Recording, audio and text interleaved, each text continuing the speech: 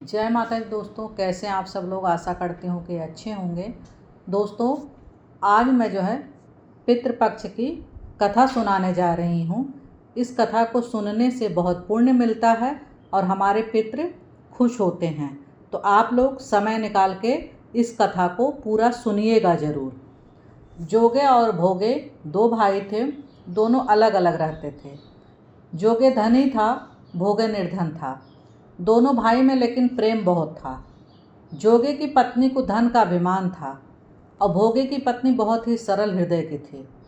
पितृपक्ष आने पर जोगी की पत्नी ने कहा, पितरों का श्राद्ध करना व्यर्थ का कार्य है। इतना कहकर पितरों के श्राद्ध को टालने की कोशिश करने लगी।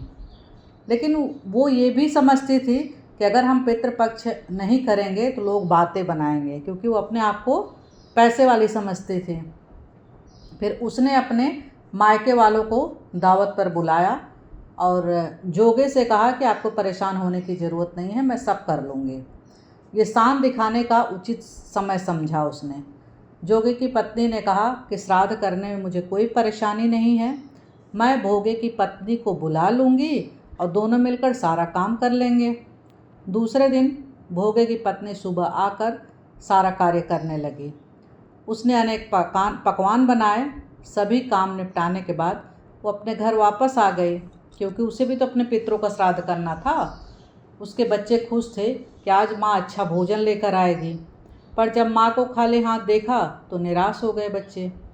जब पितृ धरती पर आए और जोगे के घर जाकर देखा कि उनको कुछ भी अर्पण नहीं किया है, वहाँ तो उसके ससुराल के लोग भोजन करने में लगे हैं। वहाँ ये सब देखकर पितृ बहुत ज़्यादा निराश हुए और दुखी भी। बाद में वो पितृ भोगे के यहाँ गए। वहाँ उन्होंने देखा मात्र पितरों के नाम पर केवल अगियारी दी गई है।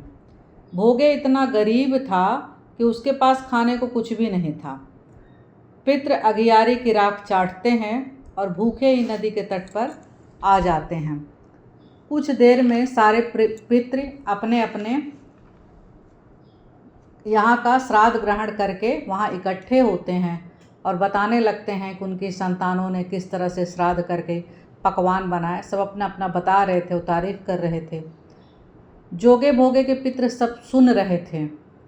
फिर जोगे और भोगे के पितरों ने अपना सारा हाल उन सबको बताया और फिर उन्होंने सोचा, अगर भोगे निर्धन न होता तो श्राद्ध करने में समर्थ होता तो शायद आज उनको भूखा वापस ना आना पड़ता, क्योंकि भोगे के घर में 2 समय की रोटी भी नहीं थी। ये सोचकर पितरों को भोगे पर दया आ गई। फिर अचानक वो नाचने लगे, कहने लगे, भोगे के घर धन हो जाए, भोगे के घर धन हो जाए। इस तरह से वो कहने लगे। इधर शाम का समय हुआ, लेकिन भोगे के घर में खाने को कुछ नहीं था। उसके बच्चे भूखे थे। वो बोले, माँ भूख लगी है।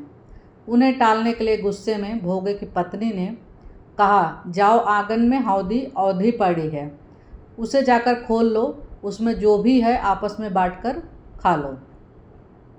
जब बच्चे वहाँ जाकर देखते हैं तो बड़ा आश्चर्यचकित की बात है कि दौड़े दौड़े माँ के पास आकर कहते हैं कि हौदी में तो सोना और मोहरे पड़े हैं।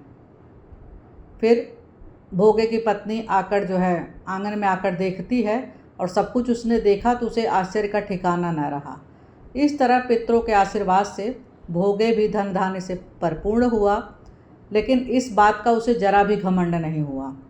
अगले साल पूरे श्रद्धा के साथ उसकी पत्नी ने अपने पितरों का श्राद्ध किया और अनेक प्रकार के पकवान बनाए, ब्राह्मणों को भोजन कराया, अपने जेठ जेठानी को भी बुलाकर सम्मान के साथ सोने और चांदी के बर्तनों में भोजन कराया। इससे उनके पितृ बहुत प्रसन्न हुए। जोगे और उनकी पत्नी को अपनी गलती का एहसास हुआ और पितरों से माफ़ी मांगी। ये थी जोगे भोगे की कहानी। अगर आपको कहानी कैसी लगी कमेंट में हमें ज़रूर बताइएगा। साथ ही आप लोगों से विनती है, नंदिता आर्ट चैनल को सब्सक्राइब ज़रूर करिएगा, भूलिएगा मत। आप लोगों को दिल से धन्यवाद।